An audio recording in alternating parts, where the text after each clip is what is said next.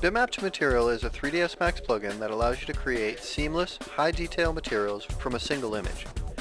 It works directly inside 3ds Max as a native map that can be blended and integrated with your own 3ds Max pipeline. Simply create a Bitmap2Material map and input the textures you want to create the material from. Bitmap2Material will automatically create all the different map types needed for a realistic looking material. Let's have a look at how this works in this Max scene. Here we have Bitmap2Material right in the 3ds Max editor. We have a bitmap texture that's piping into our Bitmap2Material node.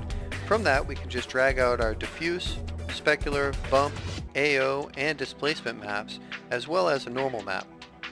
All you have to do is click and drag over to your material, and Bitmap2Material will create that new specular map for you on the fly. Bitmap2Material makes the most out of your textures and assets in your scene. You can see that we have a basic cloth texture that we're using on this armchair, and Bitmap2Material is piping out the diffuse, specular, normal, and even a displacement map. Now we can take this and just simply replace that texture by going and grabbing another bitmap. In this case we'll choose leather. You can see that that goes through and it updates all of these maps to give the appropriate displacement, normal, and other maps, and shows up in the scene. Now we can select this and turn on some displacement for that nice wrinkled leather feel. You can also introduce things like a color correct map because Bitmap2Material is fully integrated into Max. So if we want to shift the hue or saturation of this, it's no problem using a simple color correct node. With Bitmap2Material's Make It Tile feature, you can take any texture and make it seamlessly tileable. If we just double click on our Bitmap2Material, you can see that we have a bunch of options that we can adjust. In here, you'll see the Make It Tile method. Right now you can see that this texture is not tiling very well. If we go, we can choose either an offset or a splat method and adjust some parameters for that. Once I choose offset, you'll see in the viewport here that all of our seams are gone. You can also choose splat method. Once you've set this on for a material, go ahead and change it to any other map that you want.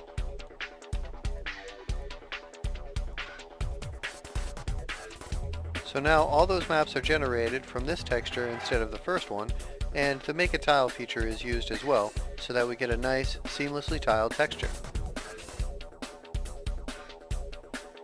Bitmap2Material is essential for architectural rendering. You could take flat, lifeless surfaces like this and replace their single diffuse map with a tileable, detailed map from Bitmap2Material. I'll just place that diffuse map in there, and then I'll replace it with Bitmap2Material's automatically generated diffuse, specular, as well as normal map. You can see here in the viewport, you get a much more detailed and lifelike realistic rendering. Whether you're using Scanline, Mental Ray, V-Ray, or any other plugin renderer, Bitmap2Material is the tool for you.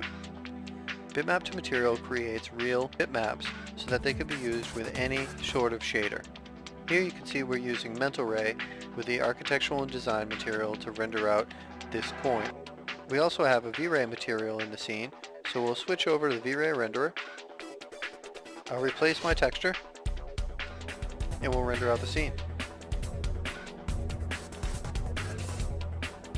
Whatever renderer you choose to use, Bitmap2Material will work for you.